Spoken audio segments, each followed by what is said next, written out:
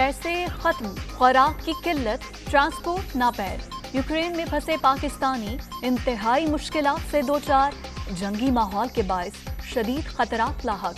Poland और Hungary के border तक कैसे पहुंचे?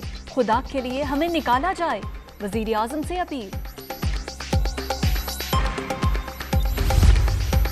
आलमी सतह पर महंगाई के पाकिस्तान पर असरात। वजीर आजम की जानिब से कौम को एतमाद में लिए जाने का इम्कान।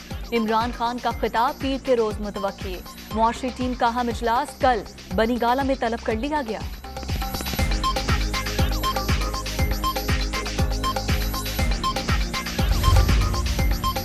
और लाहौर का शाही कला रेसिंग ट्रैक बन गया। आसार कदीमा के कवानीन की खुल्लम खुल्ला धज्जियां उड़ाई गई। शूटिंग वर्ल्ड सिटी पर सवालिया निशान, जगह पीसीबी ने ली थी।